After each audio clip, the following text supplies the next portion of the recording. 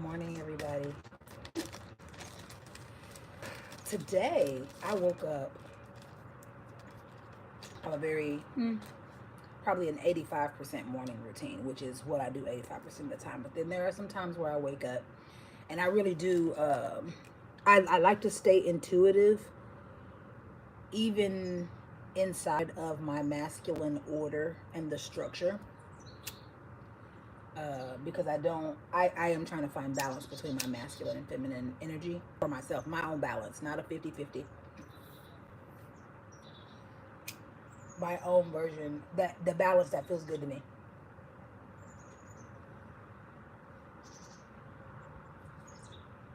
I don't know how some people are able to smoke online and some aren't, and some get blocked and some get banned and some don't.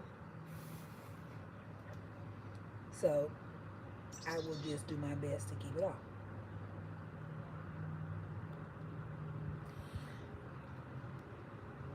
Anyway, good morning, good morning, good morning. But anyway, this morning I woke up and I felt like I wanted to do something a little bit different. And so that's what I did. I just kind of been asking myself, what do you want to do this morning? What do you want? What do you need? And I gave that to myself this morning. I'm going to push my routine back. I'm still going to do my routine because I love it. Love it. But I just pushed it back about 2 hours. So uh, definitely going live is something that I wanted to do this morning. And I want to talk about perception. And when I speak about perception, I mean what you're able to recognize, what you're able to perceive, what you're able to see. If you don't know me, I'm Kelly Marisha, and I am an emotional wellness practitioner. I work with celebrities. I work with everyone. I work with everyone. Most of you all know if you've been following me, I live in Mexico, and I am here in the States visiting my sister for a few weeks. And then I'll go to a few other places just to kind of travel. When I'm in the States, I might as well just go ahead and travel around because I don't have to keep clearing customs, which gets annoying. So I'm definitely going to be visiting a few places while I'm here. But oh, look at this before I get started. You guys, I haven't had one of these in probably a year. They ain't got no damn. The donuts that they have in Mexico are not like U.S. donuts. They don't have nearly the amount of fructose corn syrup. They don't have nearly the amount of poison that's in them. So give me one of these little poisonous donuts. Mm,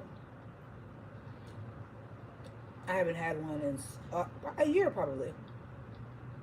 I bought it yesterday, but because I'm not used to eating a whole lot of sugar like this, it just took me a little while to get mentally ready to eat the donut because it is very sweet, and I'm probably not even going to be able to. Oh shit! I don't want it to drop because it's ants out here. Texas ants have been vicious. They have been vicious, and I do have some icing. Oh man, it looks like it's going to rain, so I hope the rain kind of helps it out. Anyway, perception and what you can see, what you can actually see, and in addition to me being an emotional wellness coach, I also teach quantum jumping. I'm really big on time manipulation. Hey, Fluffs, that's so cute. I'm very big on time manipulation. I believe in it. I believe in time travel. Um,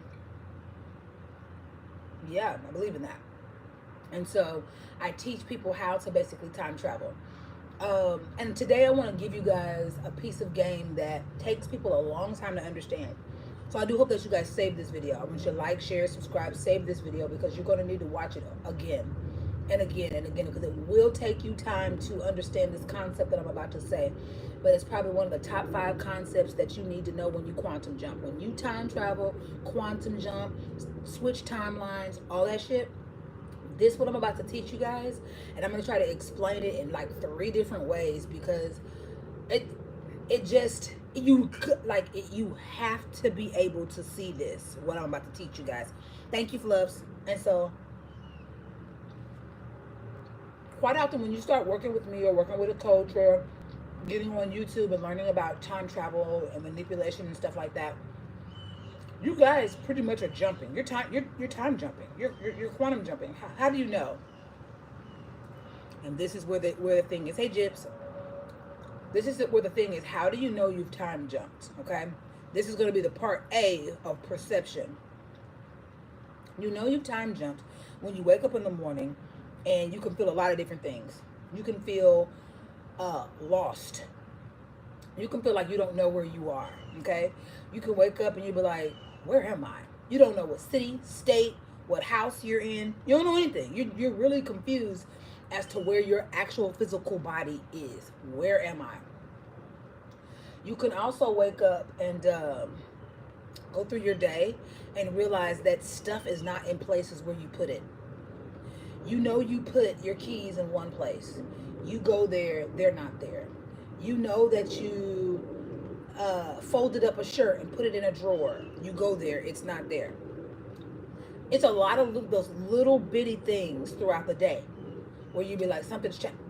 A person, you may be interacting with somebody on your job, and they may be like really, their personality may be different. You'd be like, why are you being helpful today? Why are you being nice today? They ain't never been helpful, never been nice, never been knowledgeable about anything. Now, all of a sudden, you guys hear the rain? I'm under an umbrella, so I should be kind of okay, but I may have to like switch my position a little bit. But time jumping and everything is that you feel different. And when I say you feel different, it's not physical, psychologically. Psychologically, you'll start thinking like you normally think about any random topic during the day, but the way you're thinking about it is different. You be like, damn, this is mature. How did I know this information? How did I know to apply it like this? How did I know? Because when you time jump, I'm going to explain this. Lean in, everybody. If you're smart, you'd have a paper and pencil, but make sure that you share it, like this video, save it, because you're going to want to come back to this video over and over and over again. I am a time jump expert, baby. I know how to quantum jump like nobody's business. And I teach it professionally. And I'm just now trying to start. It's just hard. I'm trying to start teaching little tidbits online, but it's just difficult. Anyway,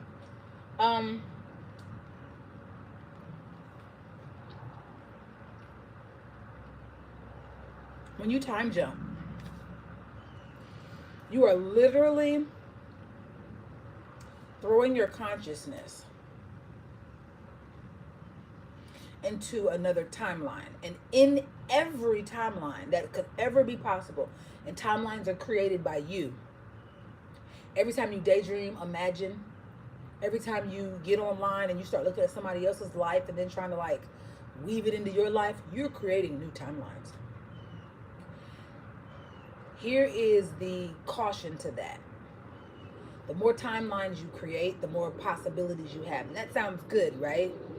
But if you, the more you start to know yourself and the more you start to know exactly what you want. I don't believe in destiny. I do not believe that there's a predestined something at the end that was already mapped out for you and you got to find it. No, I believe that you get to create it as you go. There is no right or wrong. There is no big mission that you have to do for the intergalactic globe. No, your mission is to be happy.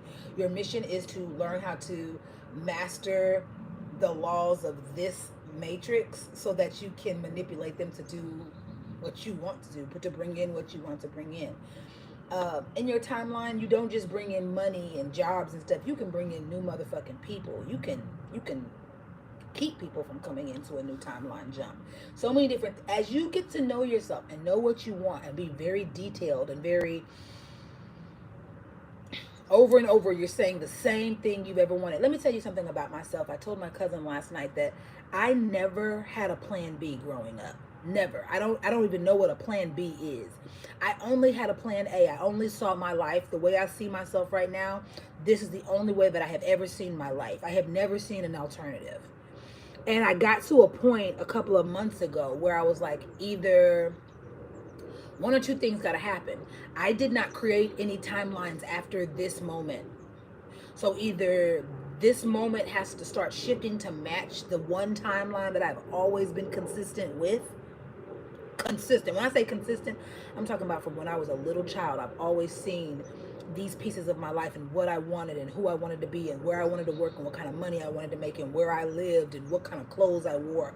I literally, since I was a kid, as early as like, 11, 12, 13, I can remember creating what I'm living in right now. It took me so long to get here because I was under a lot of social and religious rules, dogma, structure, borders, control. And so when I released all of that from myself, I was able to switch timelines and jump timelines that I liked better, right?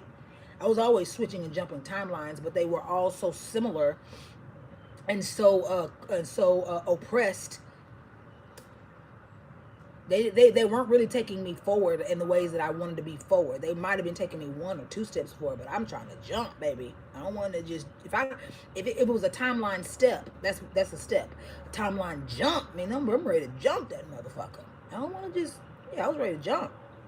And the more I released other people's rules, other people's standards, other people's definitions of things.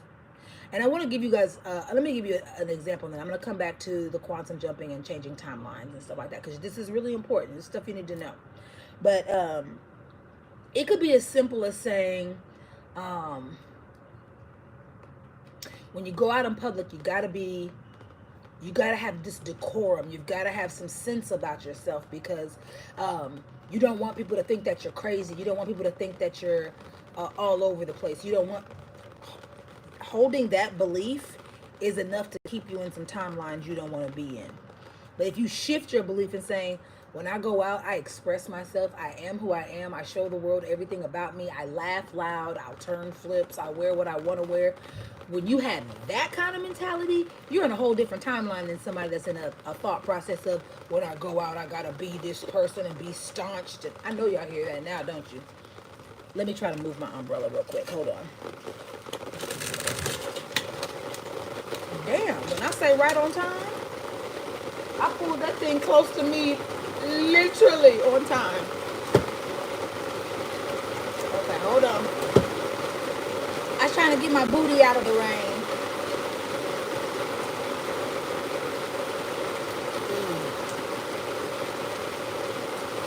Woo! I really want to stay in this rain, y'all. So, give me 1 second. We're going to come back to time jumping.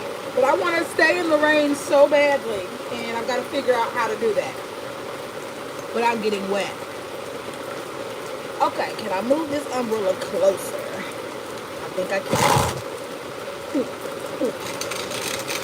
Yay! Oh, yeah. Oh, yeah. This is wonderful. Hi, rain. I love the rain so much. Where I live in Puerto Vallarta, we have a raining season. So we're in raining season right now until October. That means it pretty much rains every day, which is good because we were in a drought. And all the rivers were like down to where you could cross over them. You could just walk over dry land. So, yeah, we love raining seasons. We love rain and good finishing. Okay, let's go back to quantum jumping, guys. I'm sorry. I'll say this. To be able to go back in and out of conversations is a skill you got to really be able to strengthen when you quantum jump, because you're quite literally inserting yourself, like you're literally jumping, insert. Okay, what were we talking about? Jumping, insert. Okay, what were we talking about? Like being able to focus your line of thinking to go back to what you were talking about is something you want to practice when you start quantum jumping a lot. Anyway, but when you're going through these different timelines, the different timelines that you've created, and in every timeline, something's a little bit different. Yeah. I don't want my phone to get wet. I'll hold my phone. That feels better. Each timeline, everything's a little bit different, and they're different according to what you believe in that timeline. That's the point of me. I went all around about, but that's the point of what I'm trying to say. Your timelines are are predicated on what you believe at that time. What do you mean, Kelly? What do you believe? Every little thing from your subconscious to your front conscious to everything, like every belief that you hold, every value that you hold, every morality that you hold, every morality that you don't hold, every value that you don't hold, every belief that you don't hold, right? That you do and don't. It's all the same. It's all. Omni. All. Every little bitty thing that's inside of you in any present moment is dictating which timeline you're in. They're all your timelines. You have an availability and a possibility to go into any of the timelines that you create. I say that because, now we're going to get to the point of perception. I say that because it seems to me, if you can create timelines and you can throw your consciousness, yourself, your being, your essence into any consciousness that you create, wouldn't you start creating better consciousnesses or timelines? Wouldn't you start being a lot more intentional with the timelines that you create? And wouldn't you start being a lot more intentional with the amount of time that you create fantasizing about a specific timeline? For example, people wonder, why do these bad... when I say bad things happen, I mean more like a tire blown or losing your car keys and being an hour late. I'm talking about these kind of things when I talk about when bad things happen. I'm not talking about anything left. If you get triggered, this is that. I swear to God, if you get triggered for what I'm about to say, you need to go to therapy, because I've tried to give a disclaimer, but I don't normally give. I'm gonna be really honest. I normally don't give disclaimers, but I do want to explain that. I'm talking about a mild when bad things happen. But when bad things happen and you're wondering, like, why did this happen? You spent some time thinking about that happen. You created a timeline where it happened, so it created a possibility that it could happen.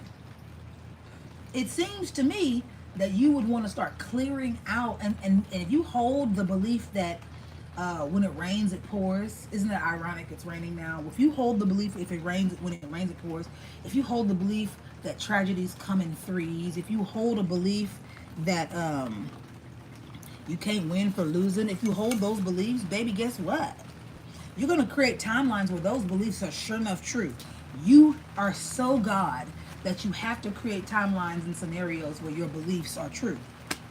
So it seems like to me you would want to sweep out your beliefs so that you will not continue to create timelines where unnecessary or unbeneficial beliefs are true. You want to create timelines where literally the best things are possible. The best things can only be possible when you release a lot of judgments and a lot of like these red tapes, and even with boundaries need to be very, very, very, very intentional, right? And not loose, but you really don't have to have 10 million boundaries for yourself. You can have 10 good, solid ass motherfucking boundaries and ain't nobody gonna mess with you. The more boundaries does not mean the more protection. And a lot of times that's how you can tell people still got some learning to do, because they'll have a whole fucking Santa Claus list of boundaries. That's not necessary. That's a person that believes that the more boundaries I have, the more safe I am.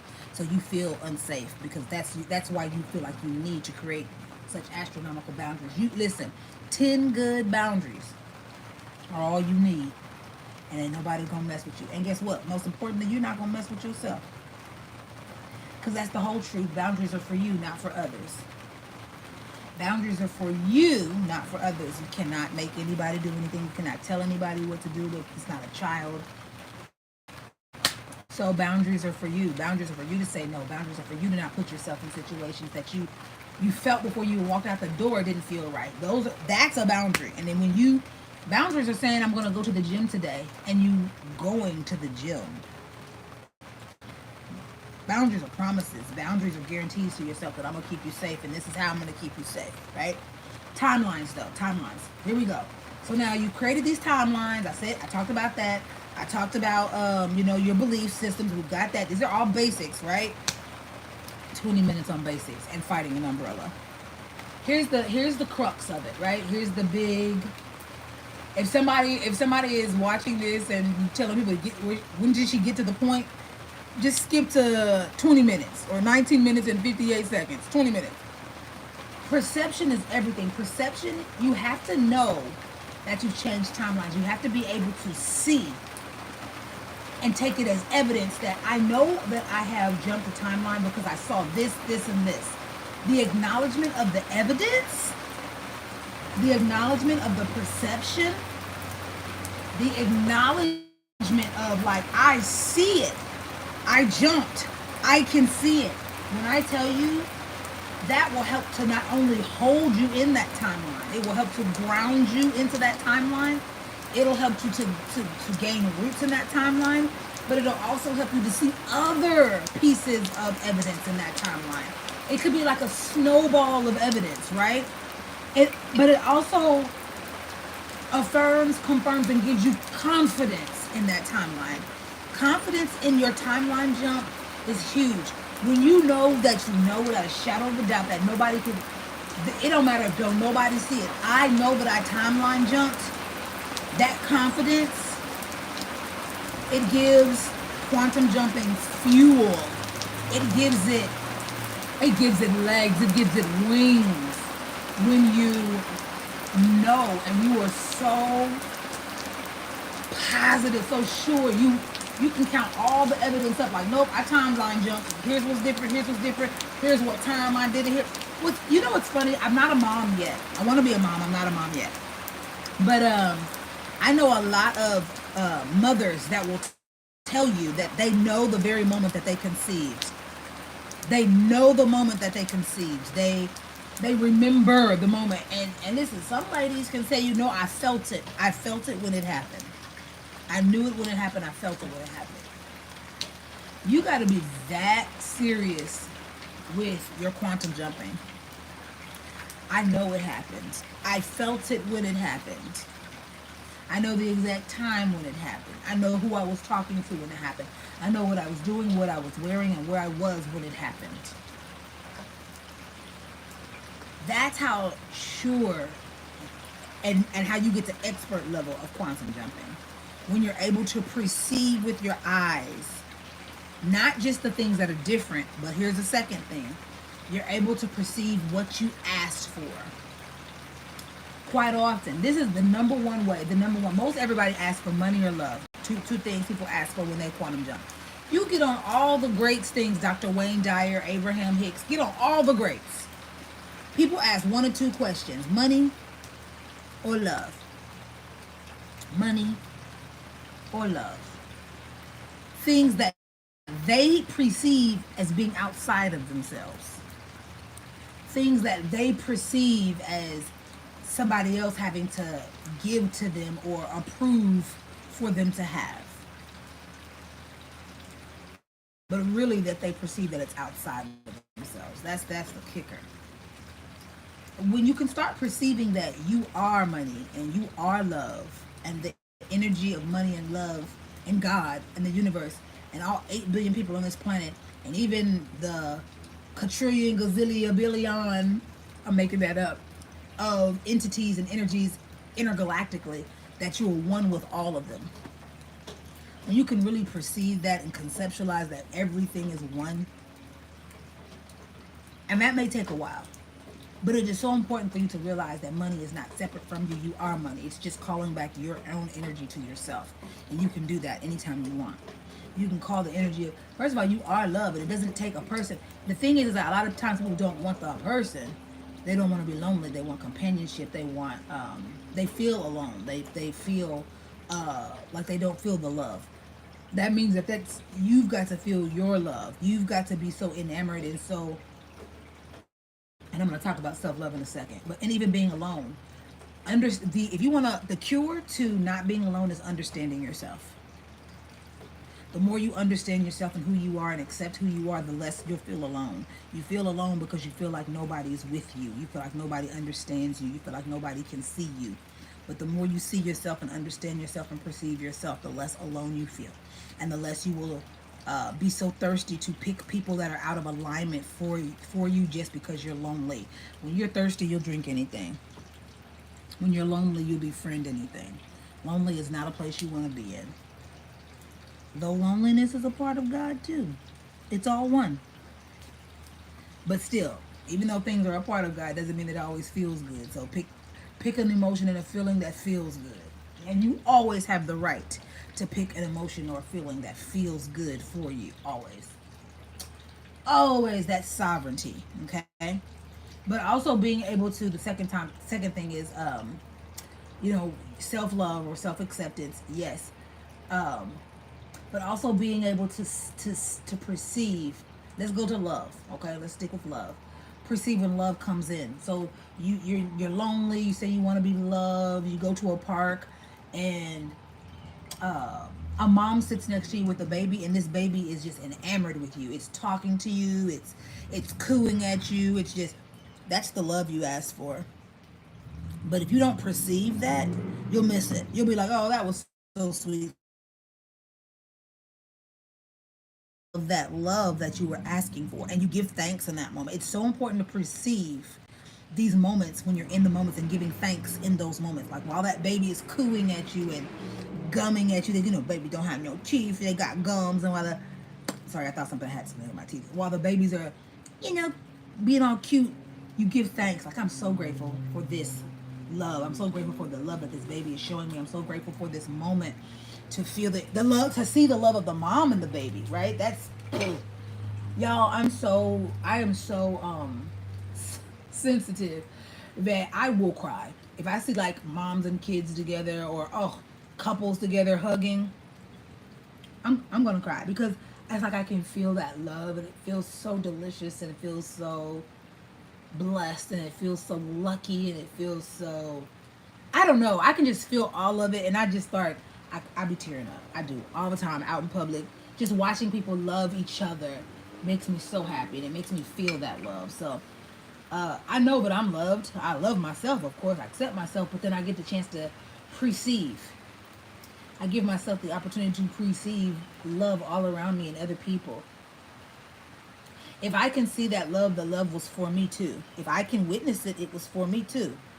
It wasn't just for y'all too. Y'all let us all witness it, so it was for us too, for us to see, for us to feel, for us to empathically feel. That's what being an empath is really for. Y'all, please don't get caught. Please don't get caught on the empath train. I'm a big empath and I can't go outside and I can. Let me tell you something. You are hyper vigilant. You probably grew up in chaos and you always had to stay on guard. That is not empathic, and a lot of empaths are hyper vigilant. It's trauma.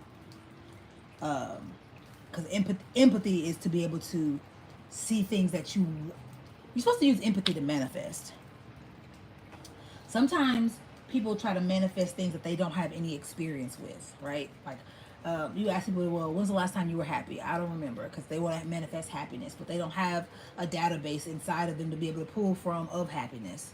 Go look at other people's happiness. Go perceive other people's happiness and use your empathic abilities, empathic skills that everybody has, whether you turn it on or not, right? Just people that are in their feminine energy just turn on their empathic nature a little bit more, because that's the wheelhouse of empathy. It's in the femininity. So of course you would be able to turn that on a lot more. But anyway, you take that empathic ability and skill and you tap into other people's happiness, so that you know what happiness feels like, so that you can start manifesting happiness for yourself. Y'all, I'm giving y'all some shit today. And this will be the video that nobody sees.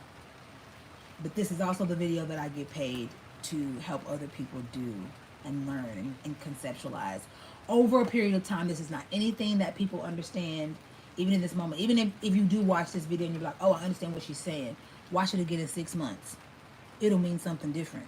Watch it again in another 6 months, and it will mean something different.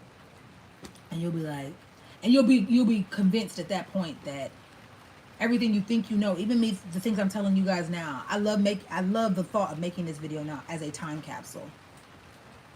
Because when I come back and look at this next year, I'm going to be so much more advanced. And I love that. I love that. I just watched a little clip of Jordan Peterson, and he was talking about how life is an upward climb. And basically how that's the spice of life. That's the enjoyment of life, the pursuit of anything, whatever you want to pursue, to do, to be, to live, to honor, to express. And yeah, in this moment, I think I can agree with what he's saying. In this sense that it is always beautiful to think that I'm always going to be learning and growing and getting bigger and wider and all of those things. I enjoy learning, I enjoy growing, and I enjoy getting more revelation about time manipulation because I don't think by any means that I am at the top. I might be at the top in this matrix of understanding, but as far as actuality and what's possible, I ain't nowhere near the top.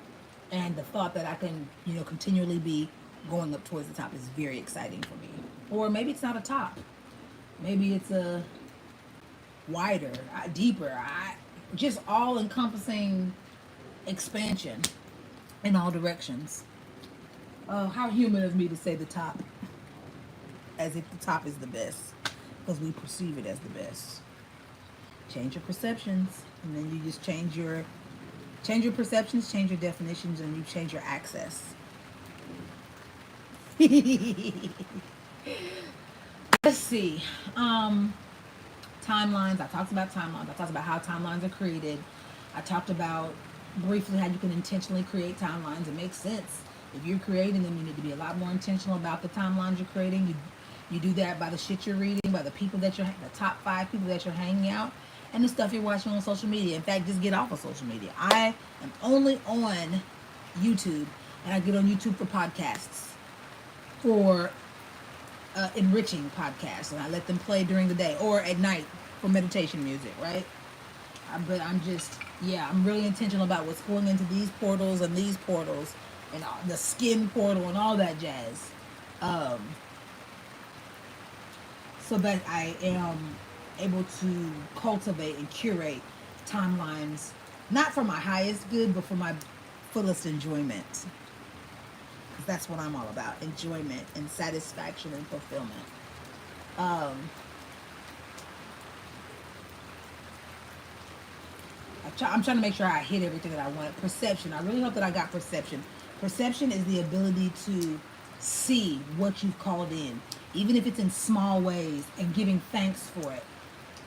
Humans really do have a problem with seeing something that they perceive as being small and overlooking it. But the truth is I am not a Christian. I am not a Christian. I am not a Christian. I don't believe in God.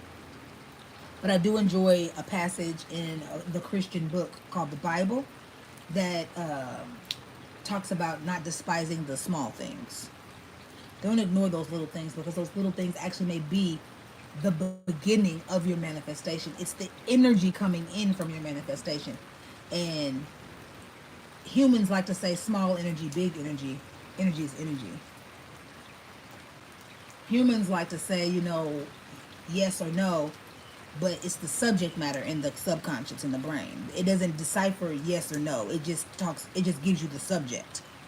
So it's important to know those little bitty things so that as you're curating and as you're focusing your energy and your time and your attention, not on social media, not on fucking TikTok dances, as you're pushing it into the books you're reading, you're pushing it into the things that you're writing, you're pushing it into the podcast you're listening to, you're pushing it into your thoughts, your audiobooks as you're working out during the day. As you're doing all of that and streamlining them to the subject matters that you're trying to bring in, it's so important that you see those little bitty fragmented pieces that when they start to come in, you'll be like, I see it. I see the energy of money. I see the energy of love. I see the energy of networking. I see the energy of separation. I see the energy of growth. I see the energy of education. I see it. I see it. I see it. And another scripture, I think it's Isaiah 43 and 13 maybe. I'm for sure it's 43rd chapter in the Christian Bible. And it says, I'm about to do a new thing. Behold, do you see it? And it says that I will build places in the wastelands and I will basically make passages and ways that you're going to have an eye to be able to see. I'm going to create opportunities that you have to have the intuition and the gut to be able to feel. When, as far as perceiving, remember I talked about the two things that people want to bring in quite often is money and love. I talked about love, but let me talk about money too. Quite often, People will quantum jump and manifest and do rituals and do all kinds of things to get money, right? But the very next day, or following their ritual or act or whatever they've done that they feel is an action towards getting the money, they'll completely overlook opportunities because they don't recognize them. They'll completely look over. They'll be out. You ask for money, and you're out shopping, and you have your headphones on, your earpods in, and you start singing, and you can sing, and people are like, "Girl, tap on your shoulder. You can sing. Thank you, girl. You can sing." I actually, I don't know if you do open mics, but there's an open mic. It's at a little restaurant, just not too far down the street, and the grand prize is like $1,000, and barely ain't nobody signed up. You need to sign up. Did you perceive that opportunity? You said you needed money. You out minding your business, window shopping, being delusional, just singing in your own world. Somebody hears you sing, offers you an opportunity to come to an open mic that could potentially get you $1,000 in your hand that night because nobody else was signing up. Nobody else was seeing it as an opportunity. Nobody else. Or you see, you go to the grocery store. You need money. Duncan Hines cake mix is 10 cents a box. And your granny used to make the bomb little bundt cakes. She used to sell bundt cakes. And your granny just passed. Your granny just passed. Been 6 months, granny done passed. She used to make this bomb pineapple bundt cakes. You walked past Duncan Hines, and the Duncan Hines is 10 cents a box. Does anybody see what you're supposed to be? You need money. Granny's dead. The mantle has passed on. Get this 10-cent Duncan Hines cake mix. Go make Granny's bundt pan in loving memory of Granny. Go back to all them people that Granny will sell them bundt cakes to. Tell them Granny's business is still alive through you. These are those things that people miss, these small opportunities. They see them as small, or they just kind of don't see them at all. Perception is about sometimes not seeing something at all. And when you can actually see, okay, this is the answer. This is the energy coming in. It literally affirms your work. It affirms who you are. It makes you have so much confidence in what you can do. Like, I did that. I manifested this opportunity. I manifested this moment. I manifested this sale. I manifested every piece of this. I said I wanted it. The universe conspired to give it to me because I am the universe. And being able to just see those things, being able to see when you've actually jumped, to see the evidence, but also being able to see the answers, the evidence and the answers. So that's what perception, that's what I'm talking about with perception, to be able to see the evidence and the answers of what you've called in. But also being mindful. You guys make sure that you like, share, and subscribe this video. Save this video because you'll want to come back and see it again. It's about quantum jumping. You're going to want, if you're a quantum jumper, if you do time manipulation, you're going to want to come back to this video. So I'm going to stop because I talked a lot more than what I wanted to. I thought I was just going to do 20 minutes. And you guys feel free to put timestamps underneath for people because I don't know how to do that yet. And I'll work on it and slowly but surely. But yeah. I'm not resistant to tech. I don't know. Me and technology, we got love, hate. I know, but I got to keep pushing because I'm not old enough to stop. But I'm ready to be like them old people. Like, I'm too old for that. But I'm not there, so I actually got to learn how to do stuff. If you want to work with me, kellymarisha@gmail.com. Kelly Marisha is written right here on my screen name, so you don't have to misspell it. @gmail.com. And yeah, I love myself tremendously. Share the video. Subscribe. I love myself immensely, wholly, unequivocally. And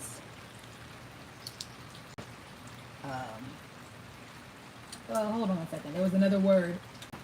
You know, I just smoked. But I'm gonna get this word because when I say it, you're gonna be like, that was one of them brain farts. unconditionally. There it is. I love me unconditionally. And I love you too. Okay? Like, share, and subscribe. See ya.